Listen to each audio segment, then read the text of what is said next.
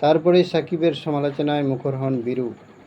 ৩৭ বছর বয়সী সাকিব দলের সবথেকে অভিজ্ঞ ক্রিকেটার, পাশাপাশি আইসিসির সেরা অলরাউন্ডারের মধ্যে অন্যতম। সেই সাকিবই যদি এমন দায়িত্ব জ্ঞানহীন ক্রিকেট খেলেন, তাহলে তো প্রশ্ন উঠবেই। Welcome my channel. আসসালামু আলাইকুম। মাত্র কয়েকদিন আগেই সাকিব আল হাসানকে কটাক্ষ করেছিলেন বীরেন্দ্র সেহবাগ। সাউথ আফ্রিকার বিরুদ্ধে হারার পর এই কটাক্ষ করেছিলেন বীরেন্দ্র সেহবাগ, কিন্তু নেদারল্যান্ডসের বিরুদ্ধে ম্যাচ জিতিয়ে সাকিব আল হাসান পাল্টা দিলেন। টি-20 বিশ্বকাপের সুপার 8-এ যাওয়ার বিষয়ে এক পা এগিয়ে রেখেছে বাংলাদেশ ক্রিকেট দল। বিশেষ করে নেদারল্যান্ডসের বিপক্ষে জিতে যাওয়ায় তাদের কাজ আরও সহজ হয়ে গেছে। অনেক দিন পর টি-20 ফরম্যাটে বড় রান পেয়েছেন সাকিব আল হাসান।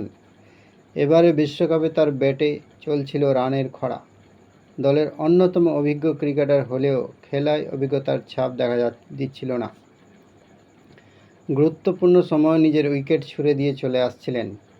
নেহাত শ্রীলঙ্কার বিপক্ষে দল জিতে যাওয়ায় এবার টি-20 বিশ্বকাপে বাংলাদেশ হয়তো পরের রাউন্ডে যাবে, না হলে তাদের পক্ষে কাজটা কঠিন ছিল।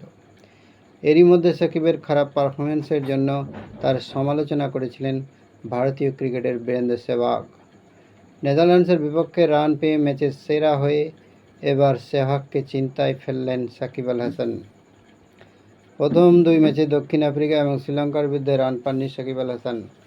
ব্যাট হাতে ভুল শট সিলেকশন করে দলকে ডোবানোয় তার সমালোচনা করে বীরেন্দ্র সেহবাগ বলেছিলেন, তোমায় তো অভিজ্ঞতার জন্য দলে নেওয়া হয়েছে, সেটাই করে দেখাচ্ছে না সাকিব। অন্তত উইকেটে কিছুক্ষণ ধৈর্য ধরে তো খেলতে হবে।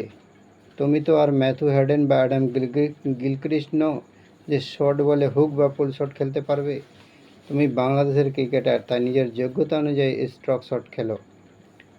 বীরুর এই মন্তব্য নিয়ে নেদারল্যান্ডস ম্যাচের পর প্রশ্ন করা হয় সাকিব আল হাসানকে।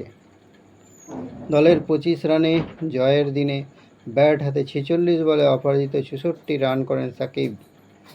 এরপরেই সাংবাদিকের প্রশ্ন শুনে তিনি পাল্টা সাংবাদিককেই জিজ্ঞেস করে বসেন বীরেন্দ্র সেহবাগকে। এরপর অবশ্য নিজের অহংবোধ থেকে একটু সরে এসে সাকিব বলেন, ক্রিকেটাররা কখনো সমালোচনার জবাব দেয় না। তার কাজ দলের জন্য খেলা এবং অবদান রাখা। সেটা করতে না পারলে সেই নিয়ে তো কথা হবেই। বিষয়টা তাই অতটা খারাপ নয়। সেহবাগের মন্তব্য যে মোটেই ভুল ছিল না, সেটা প্রথম দুই ম্যাচে প্রমাণ পাওয়া গিয়েছিল। শ্রীলঙ্কার বিপক্ষে টি-20 বিশ্বকাপে এবার তাদের প্রথম ম্যাচে 14 বলে 8 রান করেন সাকিব। এরপর দক্ষিণ আফ্রিকার বিরুদ্ধে 114 রান তাড়া করতে নেমে 4 বলে 3 রান করে আউট হয়ে যান সাকিব। সেই ম্যাচে বাংলাদেশ হারে মাত্র 4 রানে। তারপরেই সাকিবের সমালোচনায় মুখর হন বীরু। ৩৭ বছর বয়সী সাকিব দলের সবথেকে অভিজ্ঞ ক্রিকেটার, পাশাপাশি আইসিসির সেরা অলরাউন্ডারের মধ্যে অন্যতম। সেই সাকিবই যদি এমন দায়িত্ব জ্ঞানহীন ক্রিকেট খেলেন, তাহলে তো প্রশ্ন উঠবেই।